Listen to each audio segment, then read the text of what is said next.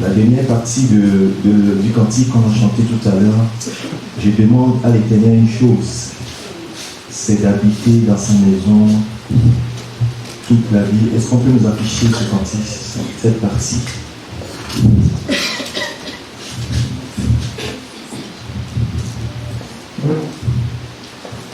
Il dit, je demande à l'Éternel, mon Seigneur, d'habiter toute ma vie dans la maison de l'Éternel afin de contempler sa gloire.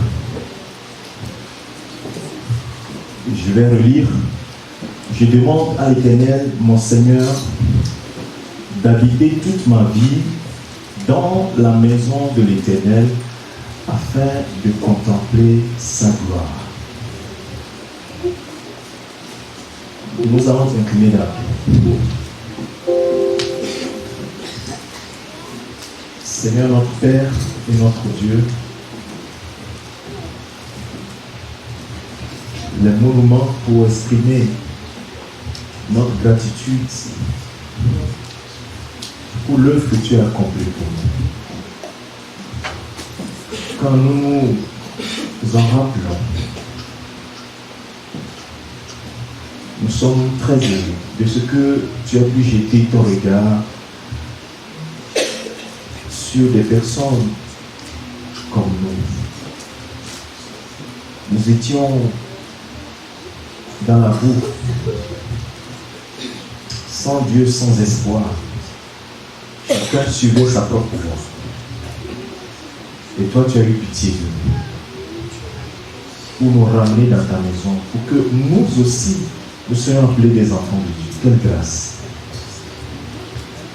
C'est pourquoi ce cantique que nous venons de chanter, que nous te demandons une chose, c'est d'habiter dans ta maison et de contempler ta gloire. Elle vaut mieux que 1000 années même dans le monde. Père, ce matin, aide-nous encore. Et que nous, tes serviteurs, tes servantes, nous puissions écouter. Je n'ai pas dit entendre, mais nous puissions écouter. C'est-à-dire entendre et obéir.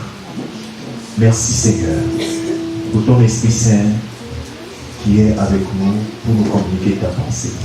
Au nom de Jésus, nous avons prié. Amen. Amen. Que le Seigneur bénisse chacun d'entre nous. Que le Seigneur te bénisse d'avoir fait le déplacement ce matin. En principe, on ne devait pas dire que le Seigneur te bénisse parce que tu as fait le déplacement, parce que tu as chanté tout à l'heure que tu voudrais habiter dans la maison de l'Éternel et de contempler sa gloire. Donc normalement, ton désir doit être porté vers la maison de l'Éternel. Donc c'est normal que tu sois là. Et donc pour ceux qui ne sont pas là, nous ne savons pas pourquoi ils ne sont pas là. Mais nous savons que le Seigneur nous aime tellement que malgré nos infidélités, il nous relève toujours. C'est ça la très bonne nouvelle. Et nous l'avons dit tout à l'heure. Tant que le Seigneur est là, il y a de l'espoir. Et ça, c'est ce message d'espoir que j'aimerais t'apporter ce matin. Tant que le Seigneur est là, il y a de l'espoir pour toi. Tant que tu vas te regarder toi-même, tant que tu vas avoir confiance en toi-même, chaque fois que tu vas chercher des éléments dans ta vie sur lesquels tu dois t'appuyer pour dire que je peux quelque chose pour Dieu, tu seras toujours déçu. Parce que rien de nous ne pourra accomplir la pensée de Dieu. C'est pourquoi il demande uniquement l'obéissance. L'obéissance vaut mieux que les sacrifices. L'obéissance vaut mieux que tout ce que tu peux imaginer. Alors quand nous disons obéissance, les gens pensent à des grandes théories.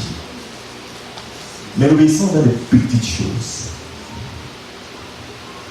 Parce que quand tu cherches les grandes, alors que tu ne prends pas dans les petites choses, tu seras dans une frustration constante. Parce que dans les grandes choses, tu ne pourras même pas arriver. Parce qu'on n'adore pas Dieu avec sa force, avec son intelligence, ni avec sa connaissance quelle qu'elle soit, biblique ou pas. C'est pourquoi Dieu a confondu la pensée des hommes en allant chercher même des gens non instruits. Des gens du peuple sans instruction pour accomplir sa pensée. C'est pour cela qu'il y a de l'espoir pour toi et moi. Amen. C'est pour cela. Tous, nous pouvons être des instruments pour Dieu. Tous sans exception. Tu peux commencer par argumenter dans ta tête comme tu veux. Mais je te dis que Dieu te voit pas comme toi-même tu te vois. C'est pourquoi il va demander, il va envoyer son ange qui va aller parler à Gédéon. Il le salue, il dit voyant héros. Alors, quand il dit voyant héros, c'est étonnant. Parce que le monsieur, il sait qu'il n'est pas héros. Comme toi, comme tu le dis, tu dis non, moi je ne suis pas. Voilà. C'est pas ce que tu dis, mais tu le dis. C'est ça ce que nous avons, l'image que nous avons de nous-mêmes. Mais Dieu, il nous voit autrement. Pourquoi il nous voit autrement? Parce que c'est lui qui accomplit. Ce qu'il veut que tu sois, c'est lui qui va le faire. Ce n'est pas toi qui vas le faire. Pour cela, lui t'attribue le nom que lui a. Dans l'Apocalypse, on dit que le dernier jour, chacun aura une pierre sur laquelle est écrit son nom. Le nom que personne ne sait. Je ne sais pas quel est le nom que Dieu a pour toi. Mais dis que tu as un nom. Ce n'est pas Roger. Ce n'est pas Roland. Ce n'est pas Junior. Je ne sais pas quel est le nom. Et c'est ce nom-là qui t'attribue. Est-ce que tu peux comprendre les choses ce matin? Le titre de mon message, c'est mourir pour Christ, pour vivre avec lui. Nous allons voir que le Seigneur a commencé par nous parler. Et j'aime bien quand le Seigneur confirme sa parole avant qu'elle ne sorte. Parce qu'elle ne vient pas d'un homme, mais elle vient de l'Éternel lui-même.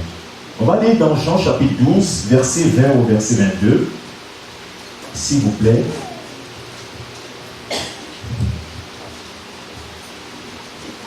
Je prie le Seigneur pour que nous puissions écouter comme écoutent les disciples. Écouter comme écoutent les disciples, c'est prêter l'oreille. Ne vois pas les phrases qui sont là. Mais demande au Saint-Esprit de te parler, de saisir la pensée de Dieu pour toi. C'est ce que les gens vont dire le rhéma. Mais je ne vais pas employer des mots qui vont t'effrayer. Simplement, laisse le Saint-Esprit lire entre les lignes pour te parler. C'est juste ça. La parole de Dieu dit que quelques Grecs, du nom de ceux qui étaient montés pour adorer pendant la fête, s'adressèrent à Philippe de Bethsaïda en Galilée et lui dirent avec instance: Seigneur, nous voudrions voir Jésus. Nous voudrions voir Jésus. Philippe alla le dit à André, puis André et Philippe le dit à Jésus.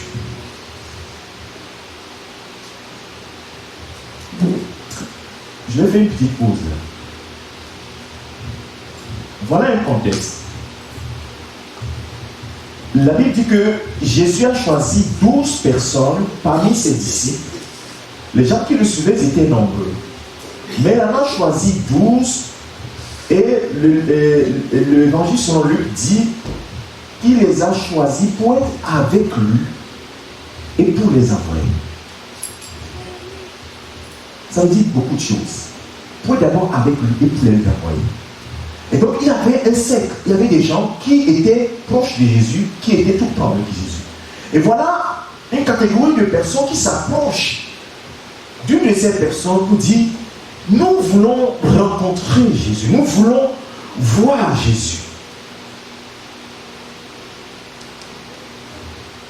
Cela veut dire que c'est des gens qui, habituellement, n'étaient pas dans son cercle fermé. Donc, ils sont de l'extérieur.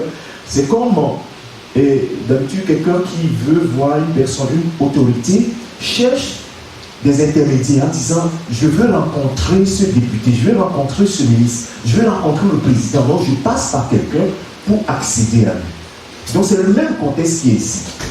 Donc, les Grecs, c'est des gens qui ne sont pas des Juifs, mais qui sont venus, qui sont des prosélytes, qui sont des gens qui s'intéressent à l'adoration de Dieu et qui viennent pendant les fêtes des Juifs, qui sont là, mais qui sont, globalement, on peut le dire, des païens. Ils veulent s'approcher de Jésus, mais ils savent que ils ne sont pas des Juifs. Donc, ils vont prendre un intermédiaire. Alors, ce désir-là, il est légitime. Mais ce que je vais attirer votre attention sur la réponse qui va venir. C'est pourquoi je reprécise le contexte. Alors, selon toi, déjà, quelqu'un qui fait ce désir, quand Jésus entend, ça veut dire que Jésus va les inviter, il va leur parler, ou bien, je ne sais pas, qu'est-ce que je dis, il veut voir Jésus, je ne sais pas pourquoi. Mais alors, la réponse de Jésus est étonnante. Quand tu relis la réponse, tu dis, mais ça n'a rien à voir, je ne comprends pas. On va lire ensemble, tu vas voir. Alors Philippe alors le dit à Jésus, et Jésus leur répondit, l'heure est venue où le Fils de l'homme doit être glorifié. En vérité, je vous le dis, si le grain de blé qui est tombé en terre ne meurt, il reste seul. Mais s'il meurt, il porte beaucoup de fruits. Celui qui aime sa vie la perdra, et celui qui aime sa vie dans ce monde la conservera pour la vie éternelle. Si quelqu'un me sert, qu'il me suive, et là où je suis, là aussi sera mon serviteur. Si quelqu'un me sert, le Père l'honorera. Alors, je fais le lien, je dis, mais non, il y a quelque chose. Ils veulent rencontrer Jésus, ils veulent voir Jésus. Jésus prend la parole, la Bible ne dit pas ce qui s'est passé entre temps, mais Jésus prend la parole et il dit que l'heure vient pour que le Fils de Dieu soit glorifié. C'est-à-dire tué, enterré, ressuscité. Et il leur dit que le grain de blé, s'il ne meurt enterré, il ne peut produire beaucoup de fruits.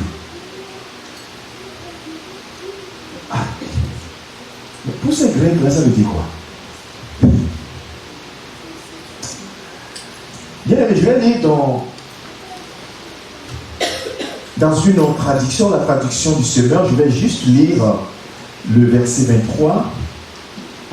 Celui-ci leur répondit. Je pense que vous devez avoir la version du semeur, la traduction de la Bible du semeur. L'heure est venue où le Fils de l'homme va entrer dans sa gloire. Vraiment, je vous l'assure, si le grain de blé que l'on a jeté en terre ne meurt pas, il reste un grain unique. Mais s'il meurt, il porte du fruit en abondance. Celui qui s'attache à sa propre vie la perdra, mais celui qui fait peu de cas de sa vie en ce monde la gardera pour la vie éternelle. Si quelqu'un veut être à mon service, qu'il me suive. Là où je serai, mon serviteur y sera aussi. Si quelqu'un est à mon service, le Père lui fera honneur. Amen. Sa pensée de Jésus, c'est une chose louable. Et aujourd'hui, nous faisons la même chose. Toi et moi, un jour, on nous a dit que Jésus était quelque part. On nous a montré Jésus et nous sommes allés pour voir Jésus, pour rencontrer Jésus. Donc c'est une étape de notre vie.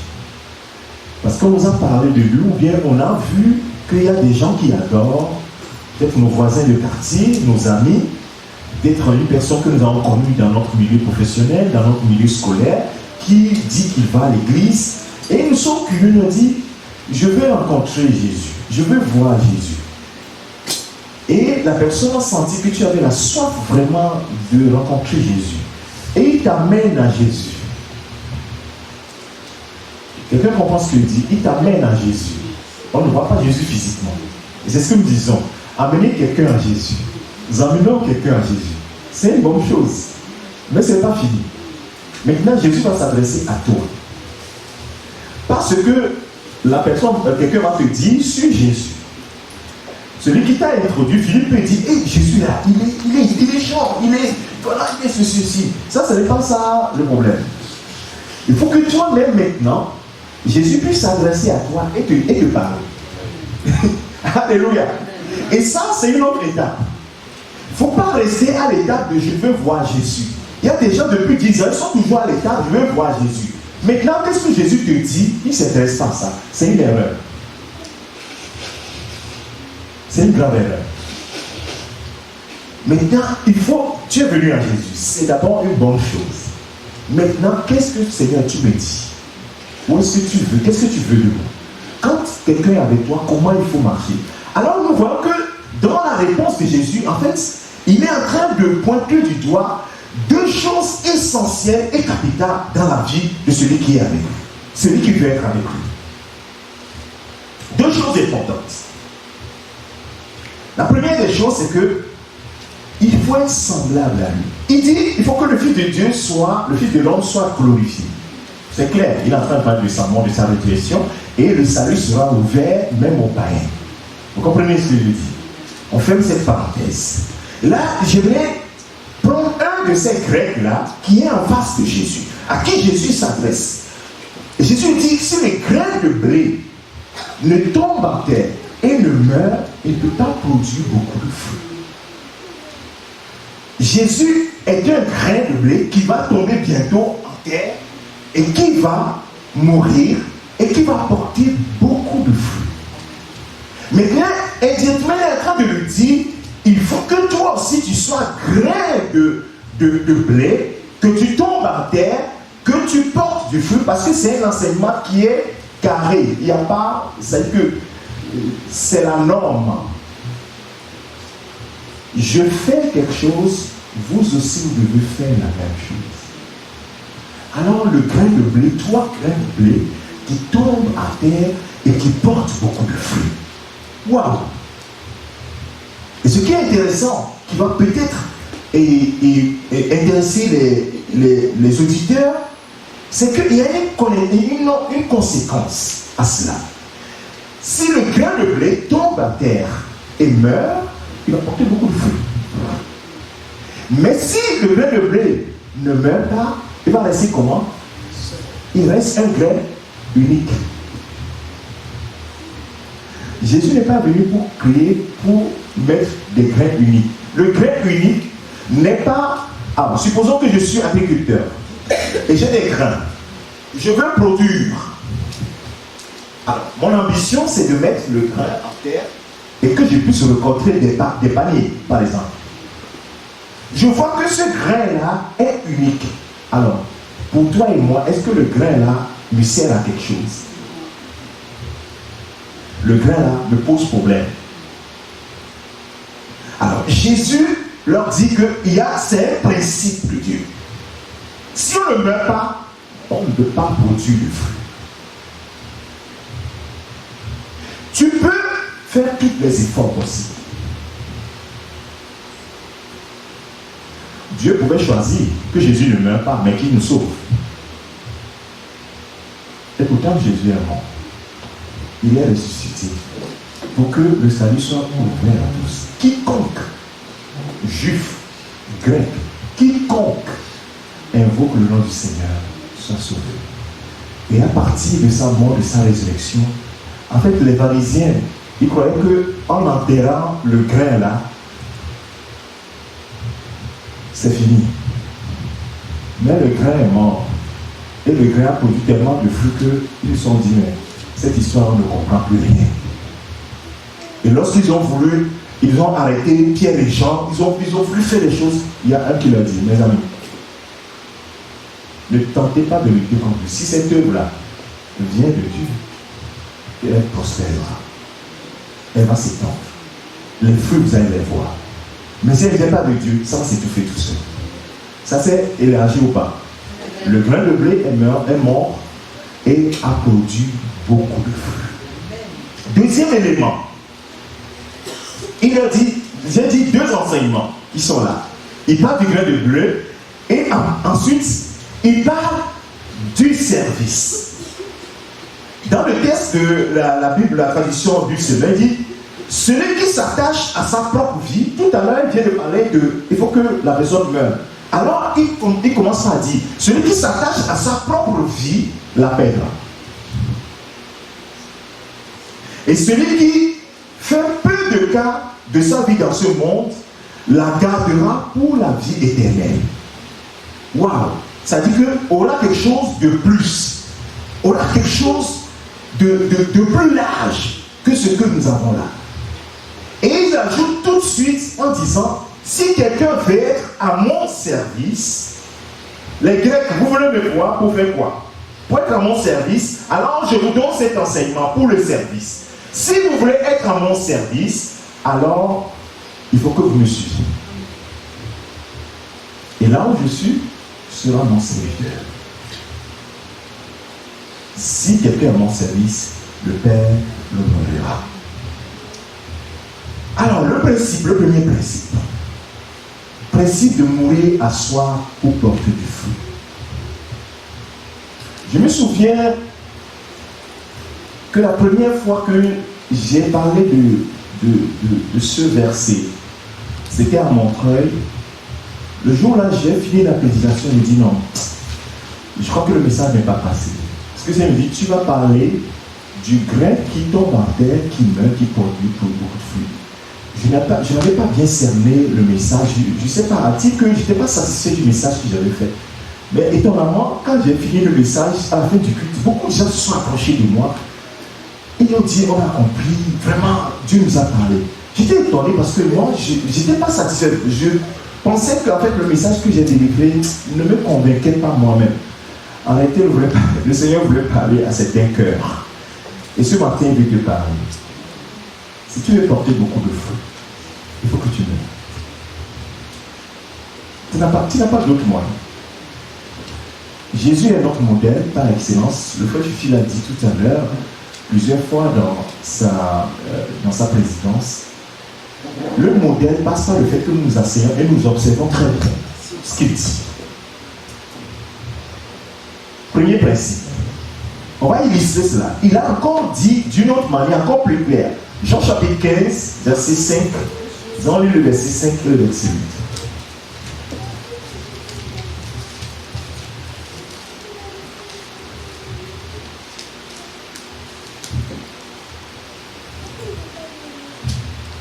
Je suis le cep de la vie. Ça, tu es dans la version du semeur. Ok, je ne sais pas grave, on va lire. Je suis le cep de la vie. Vous en êtes les sarments. Celui qui demeure en moi et en qui je demeure portera beaucoup de fruits, portera du fruit plutôt à l'abondance, car sans moi, vous ne pouvez rien faire. Le verset 8.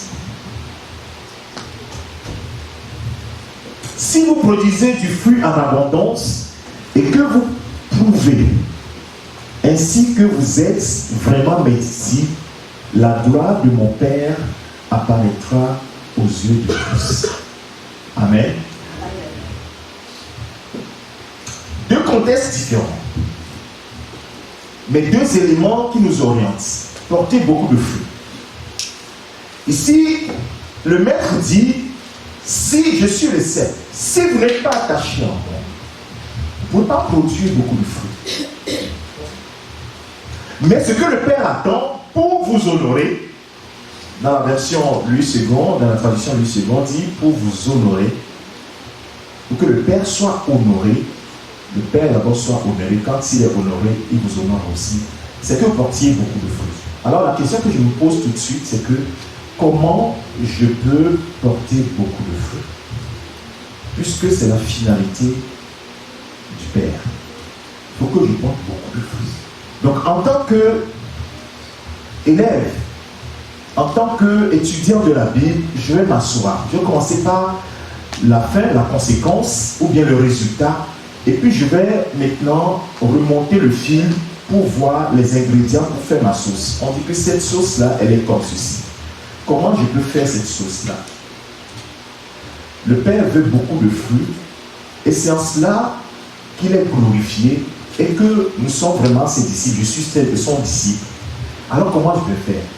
Plus qu'il m'a dit, si je ne suis pas attaché, je suis un servant, si je ne suis pas attaché au cercle, je ne vais pas produire beaucoup de fruits. Ah. Alors quel est le rapport avec si je ne meurs pas, si le grain de blé ne meurt pas, ne peut pas produire beaucoup de fruits? En réalité, entre le cercle et le sarment, qu'est-ce qui donne au sarment d'avoir de porter de fruits?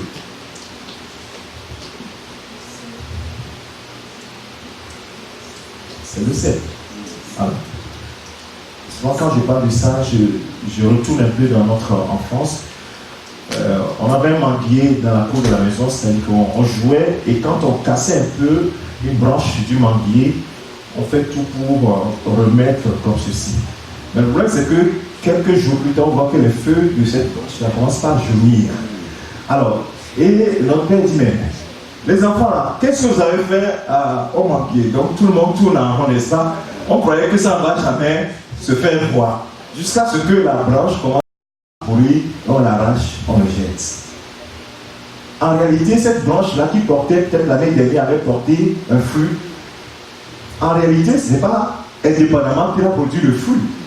C'était parce qu'elle était attachée au cercle qu'elle a produit le fruit, en réalité. Alléluia. Donc en réalité, c'est le cercle qui est important. L'attachement au cercle qui est important. Et donc, si vous ne demeurez pas en moi, que mes parents ne demeurent pas en vous, il va le dire toujours dans Jean chapitre 4, vous ne pouvez pas porter du fruit, vous ne pouvez rien faire. Donc, vous comprenez cette vérité-là. C'est très simple. Alors, comment lier cela à ma vie personnelle qui doit mourir et si je meurs, je porte beaucoup de fruits? En réalité, je comprends que ma survie doit dépendre de lui. Mes choix doivent dépendre de lui. Tout ce que j'ai doit dépendre de lui. Quand ça dépend de lui, en réalité, il produit le fruit en moi et il produit beaucoup de fruits. Alors, un exemple que le Seigneur lui-même a donné, il fait des miracles, les gens viennent à lui et il dit, mais en réalité, ce n'est pas moi qui fais les œuvres. Oh. Il dit, c'est le Père qui est en moi qui fait les œuvres. Donc le principe est le même. Ce n'est pas nous qui faisons quoi que ce soit. C'est lui qui le fait. Alors, comme c'est lui qui le fait, il faut le laisser le faire, n'est-ce pas? Comment tu peux le laisser le faire? C'est que toi tu meurs et que lui vive. Alléluia. C'est la seule façon. Parce que si toi tu es vivant, puis tu ne peux rien faire. Alors tu comprends pourquoi tu n'arrives pas à faire quelque chose. Tu comprends pourquoi tu n'arrives pas. Tu essayes de faire les choses de Dieu, tu n'y arrives pas parce que tu n'es pas mort. Il faut que tu meurs et que lui vive. C'est là seulement que tu verras. Alors le même principe, il va l'expliquer. Donc le principe de mourir et le principe de servir Dieu sont intimement liés. Donc on voit les gens non morts qui veulent servir Dieu. Ça ne peut pas marcher. Ça ne peut pas marcher. Si tu ne meurs pas, tu ne peux pas servir. Et si tu veux que ce que tu fais produire du fruit, il faut d'abord que tu meurs. Pour que celui qui produit les fruits puisse vivre. Vous vous rappelez ce que Paul a dit aux Galates? Ce n'est plus moi qui vis, mais... Vous avez vu les fruits de Paul? Avez-vous vu les fruits de Paul? Est-ce que c'est Paul qui produit ces fruits-là? Non, c'est Jésus qui produit ces fruits-là.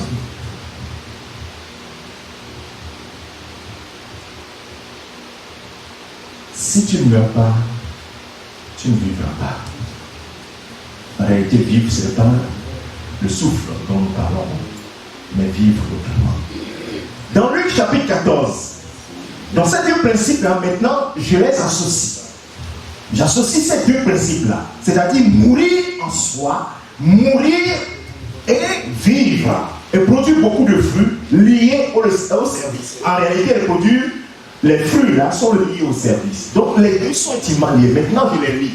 Alors les textes qui vont suivre vont lier les deux. Luc chapitre 14, verset 25 au verset 27. Alors le principe, toujours la Bible va répondre à tout. Chaque fois que tu as une question, va chercher encore dans la Bible. Tu as la réponse tout de suite.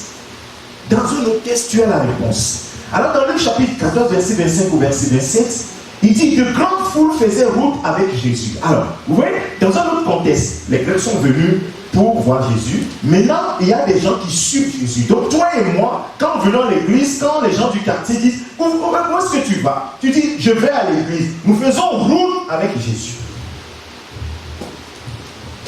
Alors, et Jésus se retourna et va s'adresser à eux. Si quelqu'un vient à moi, s'il ne hait pas son père, sa mère, sa femme, ses enfants, ses frères et ses sœurs, et même sa propre vie, il ne peut être mon disciple. Waouh! Si moi j'étais dans la foule là, je ne sais pas s'il va continuer la route. Si tu n'es pas même ta propre vie, il peut être mon disciple. Verset 27. Et quiconque ne porte pas sa croix et ne me suit pas, ne peut être mon disciple. Waouh! Toutes ces choses, dans plusieurs versions, sont en train de découvrir qu'il parle de la même chose, mais de différentes manières. Il nous a dit dans Jean chapitre 12 que quelqu'un qui veut être à mon service, il faut qu'il me suive. Il dit, quiconque ne porte pas sa croix et ne me suit pas, il ne peut pas être mon disciple. La croix est le symbole de quoi? De la mort. Si tu n'es pas mort, tu ne peux pas me suivre. Et si tu ne me suis pas, tu ne peux pas être à mon service. Et si tu n'es pas à mon service, tu ne peux pas produire des fruits. Oh! Tout ça, ça paraît compliqué. Mais en réalité, ce n'est pas compliqué. En réalité, ce n'est pas compliqué. Il faut juste mourir à soi. Alors, ce qui fait peur, alors, parce que, dis comme ceci, toi et moi, quand je te vois, quand tu me vois, tu sais que j'aime le Seigneur et je sais que tu aimes le Seigneur. Mais alors, le Seigneur lui-même nous montre ses principes. Il dit, il faut que tu meurs, que tu produises du fruit. Donc, logiquement, ça ne devait pas nous poser de problème. Vous comprenez? Puisque nous venons à lui pour quelque chose. Ça devrait être quelque chose de très simple. Alors, je te pose la question. Ce que je viens de dire là, je suis sûr que ce n'est pas nouveau pour toi. Mais je vais dire autrement, par rapport à ce que tu avais entendu précédemment. Pourquoi tu n'y arrives pas?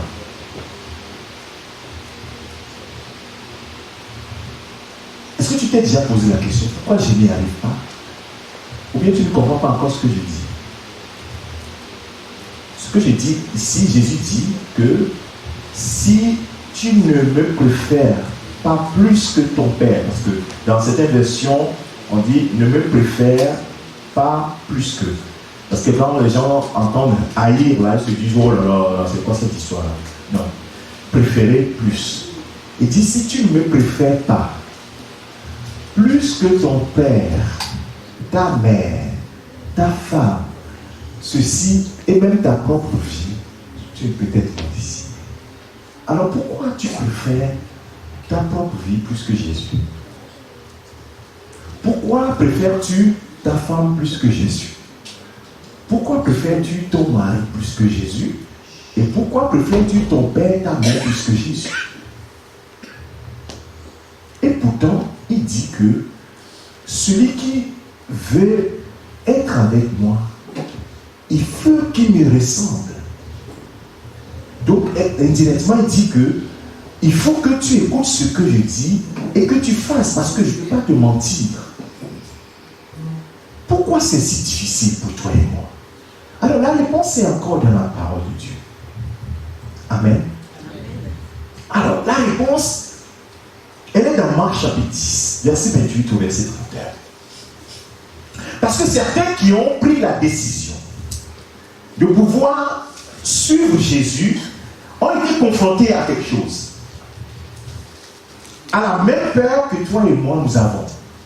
Et donc, si nous voyons leur vie, nous pouvons tirer le son de leur marche et nous dire, mais en fait, il n'y a pas raison d'avoir peur. Pierre, Jésus va dire, bon, maintenant, j'ai marché avec vous 3 ans et demi, maintenant je vais mourir, je vais partir. Pierre dit, ça va, il y a un problème. Moi, j'ai laissé ma pêche. J'ai laissé ma femme, mes enfants, je t'ai suivi. Mon entreprise, je t'ai suivi. Et là, tu dis quoi? Non, il y a un problème. Alors Pierre se vient lui dit, voici, nous avons tout quitté et nous t'avons suivi. Cette phrase-là veut tout dire. Nous avons abandonné les plaisirs du monde. Nous avons abandonné les bars dans lesquels nous étions. Nous avons abandonné les copines avec lesquelles nous trébalons dans les rues. Nous avons abandonné même les choses que nous aimions faire et nous t'avons suivi. Qu'est-ce que cela nous servira? Ou bien quel est l'intérêt, le bénéfice que nous allons avoir? Vous vous rappelez que dans les prophéties de la parole de Dieu, quelque part, Israël disait que à quoi nous sert-il de servir le Seigneur? Ça nous sert à quoi? En réalité, toute la question est là. La raison pour laquelle tu n'y arrives pas, le problème est là. Je vous dis souvent ici que si tu ne fais pas le bon diagnostic, tu ne prendras pas le bon traitement. Il faut que tu fasses le bon diagnostic.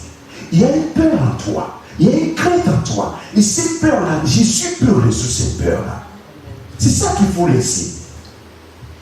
Il n'est pas venu pour nous condamner sur eux. Il ne te condamne pas parce que tu as peur. C'est normal que tu aies peur. C'est justement, il faut voir cette peur-là en face et la porter à Jésus. C'est là où tu auras la vraie solution. Amen. Amen. Mais si tu n'apportes pas cette peur-là, tu gères cette peur-là en réglant les choses. Bon, Jésus, tu as dit, et il faut que je te préfère plus. Mais toi-même, tu sais que la famille est importante. Et toi-même, tu as dit que la famille doit être bien. Donc moi, je préfère la famille. Tu es en train de résoudre toi-même le problème. En réalité, c'est comme le pain que tu dresses là. Tu tires cette couverture, tu sais pas, l'autre part.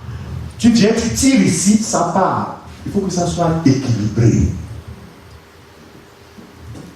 Non, ta doctrine est déséquilibrée. La doctrine de Christ est équilibrée. Parce que quand tu commences à raisonner, puisque tu n'es pas Dieu, tu ne vois qu'un aspect, et tu laisses l'autre aspect. Quand tu tires cette couverture, mais bizarrement, tu vois que, en fait, ça ne marche pas. Tu viens, tu tires ici, en oubliant qu'en réalité, si tu tires ici, tu ne veux pas ça, il faut fixer ici d'abord. Et là, tu es en train de faire, et ça devient quoi? De la routine.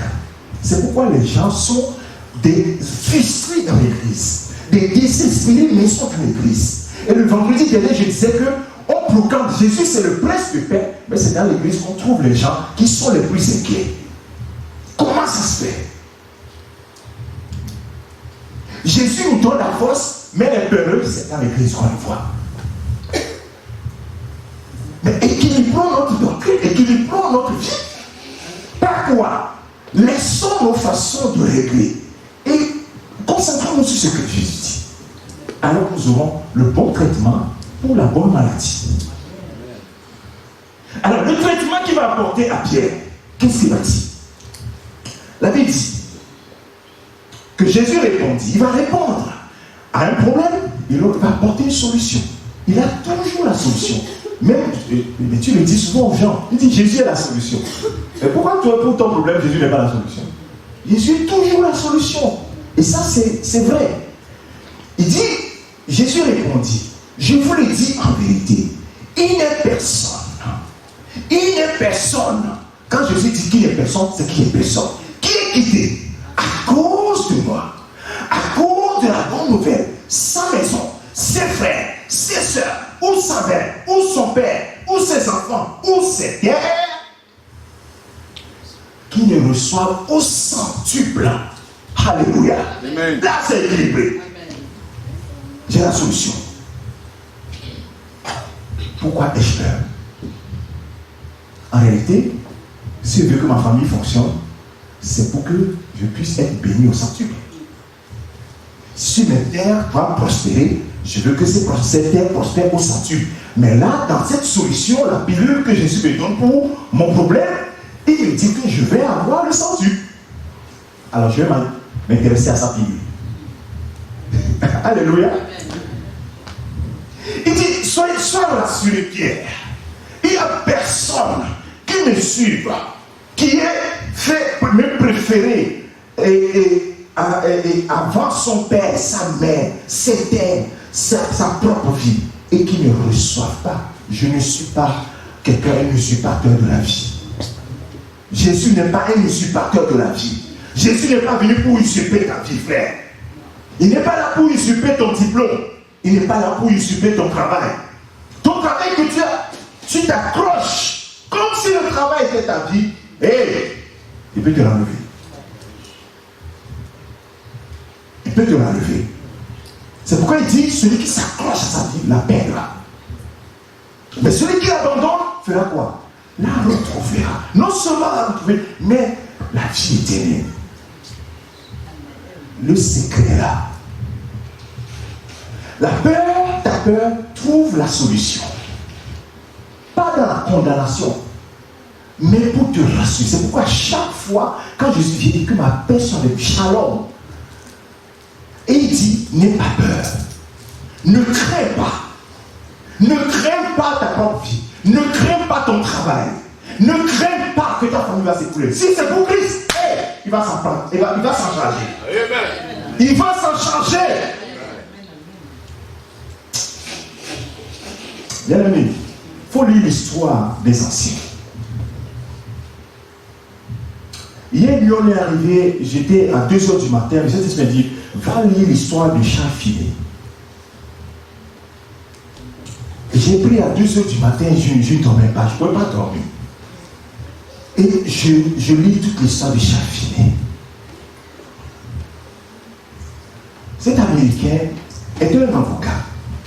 Donc, il n'y a pas que les gens qui n'ont rien à faire dans l'œuvre de Dieu, les grands serviteurs de Dieu.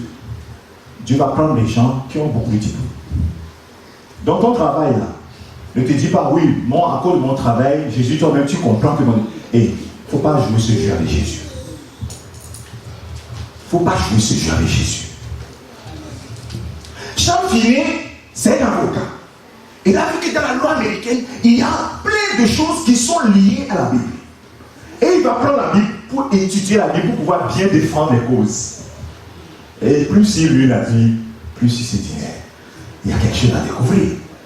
Alors, il observe la vie des gens et il découvre deux vérités qui sont fondamentales. Il dit, tout ce que vous demanderez, il vous sera donné. Mais il voit la vie des gens, mais c'est pas ça. Il voit autre chose, mais il dit qu'il y a quelque chose qui ne va pas.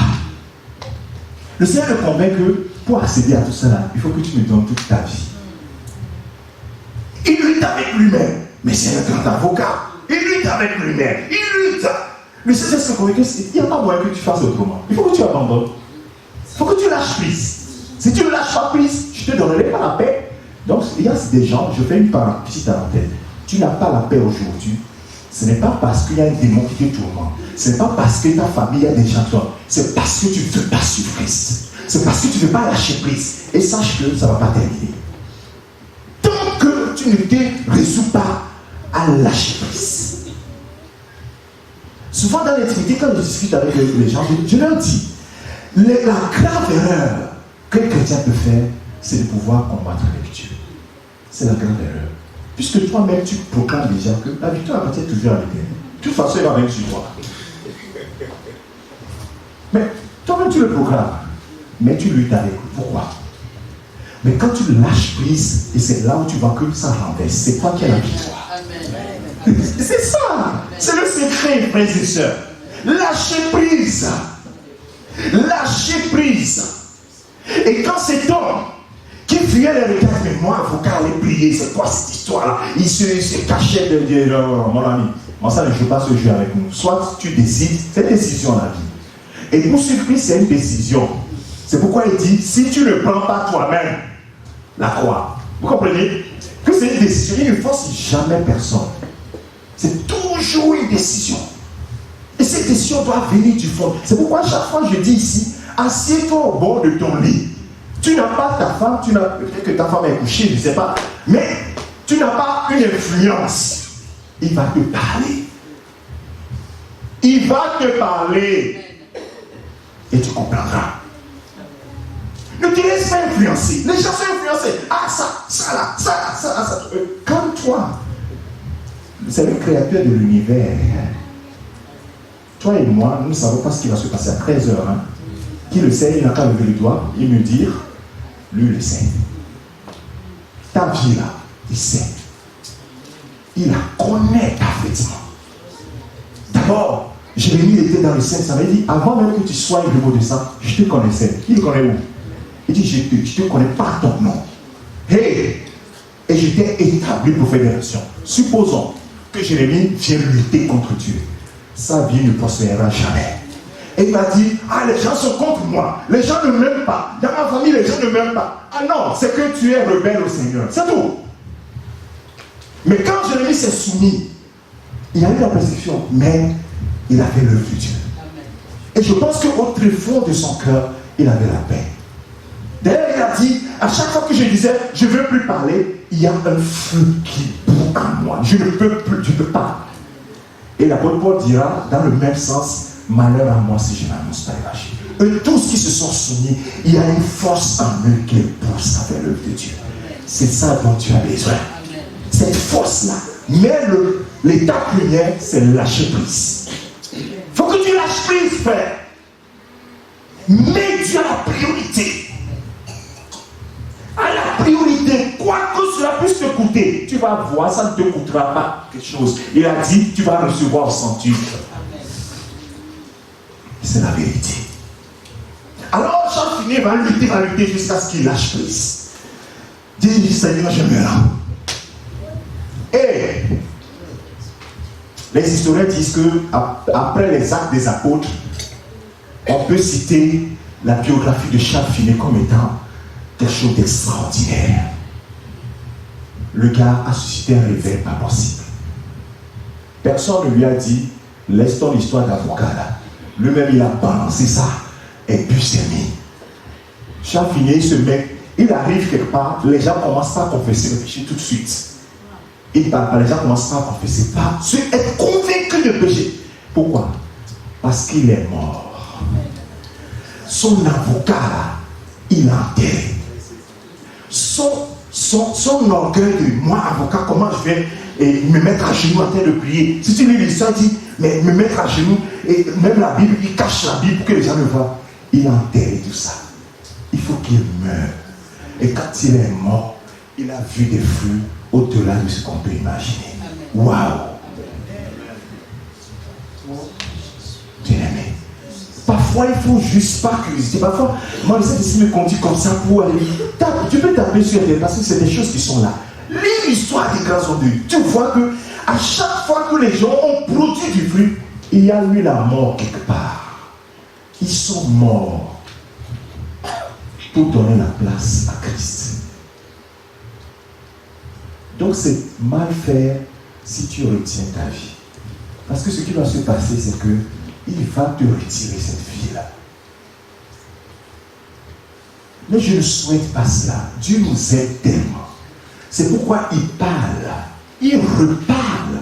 Il parle encore. Il continue de parler. Parce qu'il est miséricordieux. Mais jusqu'à quand continuera-t-il à parler?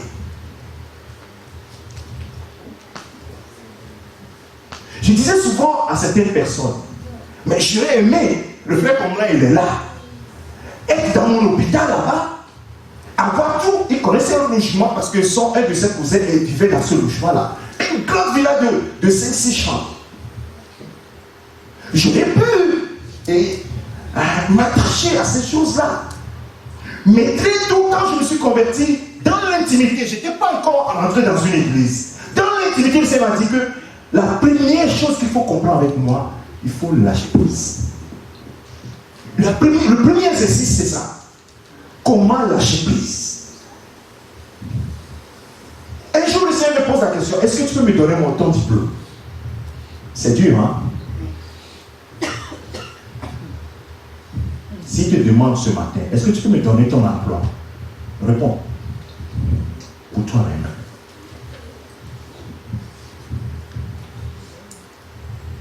Pour arriver à dire oui, c'est que tu as compris les choses. Bien souvent, nous allons dire oui par les lèvres. Et comme lui voit dans le cœur, il va rigoler, il ne va pas trop de... parce qu'il sait ce qui se passe. Oh, bien-aimé, il nous aime. Alors, quelle preuve d'amour tu veux que le Seigneur te montre? Quelle preuve encore tu veux qu'il te montre? Qu'il t'aime. Et qu'il n'est pas un sadique. Il n'est pas un usurpateur d'un avenir.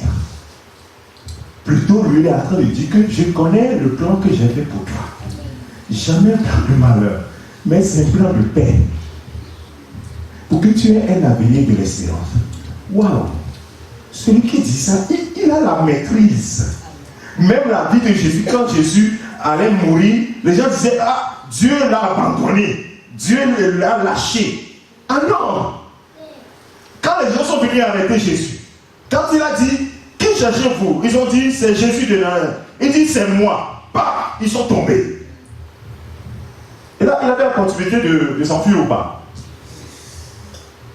Ils se sont relevés, ils sont revenus. Il dit, qui cherchez-vous? Dit Jésus, c'est moi. Bon, cette fois-ci, il a fait miséricorde, ils ne sont pas tombés. Il dit, bon, maintenant, c'est quoi il dit? Ma vie là, personne ne me l'ôte. Je l'ai donné. Alléluia. Je l'ai donné. Dieu ne rate pas le but. C'est l'homme qui rate le but. Dieu ne rate pas son but. C'est pourquoi quand Gédéon, Dieu a dit, tu es incapable. Oui, je sais.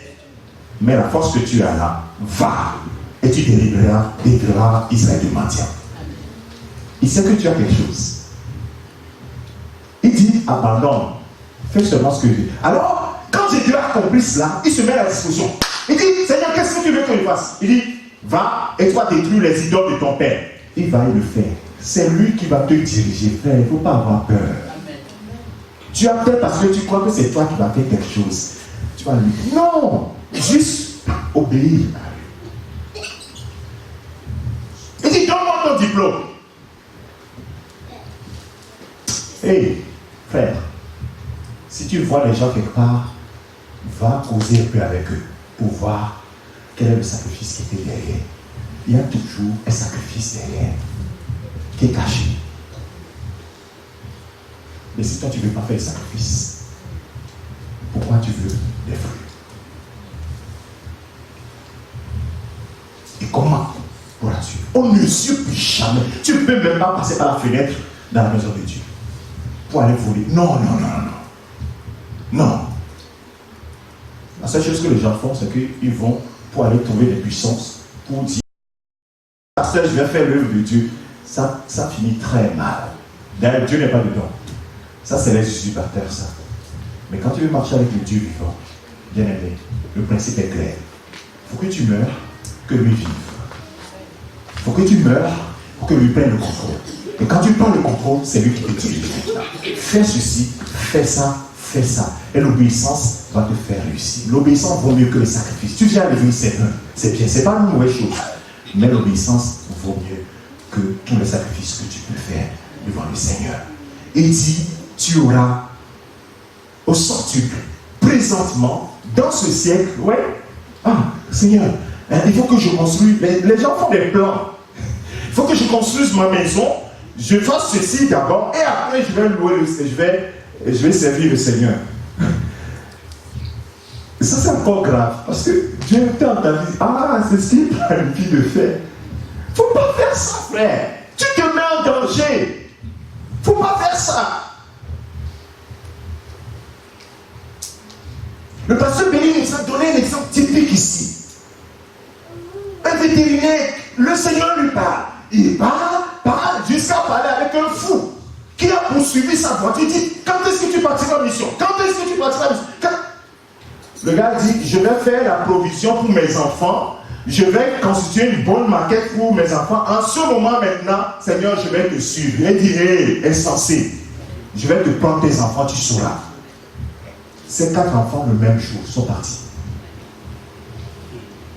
Et le père, quand il pleurait, Les gens croyaient qu'il prenait seulement les enfants. C'est lui qui a tué ses enfants. Ce n'est pas Dieu qui les a tués. C'est lui qui les a tués. Pas sa désobéissance. Il aurait fait prospérer ses enfants. Sur toute la génération, ces enfants deviendront des enfants, des serviteurs de l'Éternel, des gens qui sont des instruments de Dieu. Et Dieu ne veut pas qu'on le résiste. Il est difficile de tomber entre les mains du Dieu vivant. Faites attention. Faisons très attention, frère. Dis comme ceci, c'est un Dieu d'amour. Il veut nous aider. Alors dis seulement, Seigneur, je ne sais pas quoi faire. Aide-moi. Mais c'est tout, c'est simple. Je ne sais pas le faire. Moi, j'ai dit au Seigneur, je ne sais pas le faire. Tu me dis de laisser ça. Seigneur, je suis honnête avec toi. Je ne peux pas le faire. Alors, montre-moi comment il faut faire. Donne-moi le courage. Je laisse le travail. J'avais combien? Le frère Comblé est là. Je débarque ici en France. Pourquoi? Et là, parce que je suis venu pour faire une aventure. Parce que le maître a dit, j'ai une mission pour toi. Seigneur, me voici. Comme Isaïe a dit avant. Mais toujours avec la peur dans le cœur. Et si? Et il dit non, mon fils, ne dis pas et si ça ne réussit pas. Parce que retiens ce que j'ai dit à Pierre. Tu abandonnes. Je vais t'abandonner. Fais-moi confiance. Et pour me prouver cela, c'est déjà dans l'avion qui me dit, je suis avec toi. C'est suffisant. Pour ceux qui savent, j'ai déjà raconté, je ne vais pas raconter encore l'histoire. Je suis avec toi. Il y a un petit jour, c'est moi. Je parcourais en hiver, je marchais, je priais. Seigneur, est-ce que j'ai fait le bon choix? Là, j'avais un travail. Tous mes amis disaient, mais toi, comment tu fais pour réussir ce truc-là? J'abandonne tout ça. Les gens ont dit, celui-là, il est fou. Seigneur, et je débarque ici. Je suis en train d'errer dans les rues de Agnès-sur-Seine. Seigneur, et une paix me rappelait, mon fils. Ce que moi j'ai dit, je le fais toujours. Fais-moi confiance. Dis, alors Père, donne-moi la force de pouvoir traverser. Oh frères et sœurs, le Seigneur nous a aimés, il nous a prouvé son amour. Qu'est-ce que tu peux faire en récompense, en retour? Si ce n'est abandonner ta propre vie. C'est tout ce qu'il te demande. Non seulement il ne te demande pas pour que tu sacrifies pour ne rien avoir en retour, mais il te promet, si tu abandonnes, moi je t'en donnerai. Alors, mais je ne sais pas ce qui est plus difficile dans cette affaire. Donc, bien aimés, nous allons nous aider, n'est-ce pas? Nous allons pouvoir nous aider. Peu importe ma jeunesse, hein, mais j'ai fait un petit parcours avec le Seigneur. On va pouvoir s'aider. C'est avec ce cœur que je suis en train de te parler. C'est pas que je suis déjà arrivé. Si tu vois mes pleurs devant le Seigneur, tu seras étonné. Je ne suis pas encore arrivé. Mais je sais qu'ensemble, on pourra faire des grandes choses. Hier, dans l'aventure, je disais à ceux qui étaient avec moi, mes frères, vous ne savez pas ce que le Seigneur nous réserve. C'est tellement glorieux devant. Mobilisons. Vous allez voir des choses que vous n'avez jamais expérimentées. Et ça, est-ce que ça ne vous excite pas? Et tout cela, ça ne fait pas briller les étoiles dans vos yeux. Alors, je ne sais pas qu'est-ce qui peut faire encore briller les étoiles dans les yeux. Parce que je suis sûr que si même le Seigneur te donnait même 1 million, ça ne va pas faire briller les étoiles. Si faire rentrer dans l'extraordinaire avec Dieu, dans son plan, ne te fait pas briller les yeux, alors je ne sais pas ce qui va te faire mettre les étoiles dans tes yeux. Bien-aimé, le Seigneur t'aime. Je me suis permis de parler un peu beaucoup. Le Seigneur t'aime. Pour nous aider ensemble, conduit par le Saint-Esprit, nous nous sommes mis que le vendredi, nous allons aller à la tour de la prière.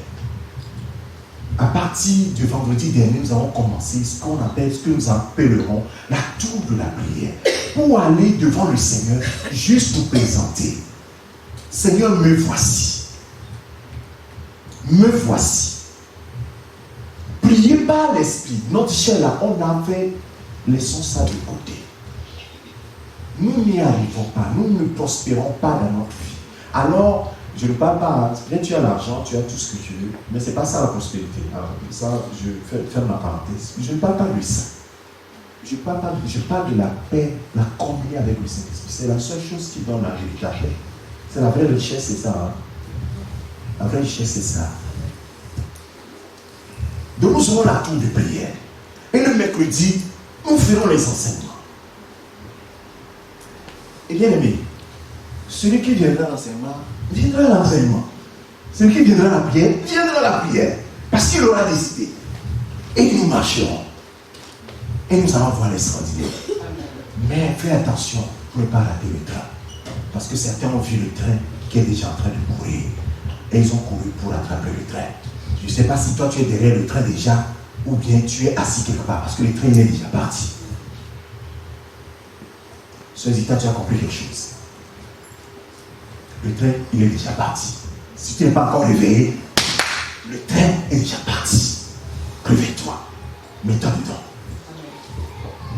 Alléluia. Amen. Bien aimé, je vais m'arrêter là. Les temps sont difficiles. Dieu a besoin de toi. Ne te sous-estime pas. Il t'aime. Il veut faire de grandes choses avec toi. Ce sera une grande bénédiction pour tes enfants. La bonne chose que tu peux laisser à tes enfants, bien aimé, ne fais pas comme ça. Laisse les bonnes choses à tes enfants. Fais le choix. Le choix qui va bouleverser totalement l'avenir de tes enfants. Dieu dit à Saül, parce que tu as choisi de désobéir, alors je ferme la porte. J'avais espéré te maintenir au pouvoir sur le trône et ta descendance également. Qui a fermé la porte? Saül a fermé la porte à sa descendance. Fais le bon choix maintenant pour ta descendance. Toi, tu peux te sacrifier, mais tes enfants vont en jouir. Et d'ailleurs, ce n'est même pas un sacrifice, c'est ce que Dieu veut de toi. Que tu sois celui qui ouvre la porte à la gloire dans ta famille. Dans les 2 générations en génération, jusqu'à 1000 générations. Nous allons le lever tous.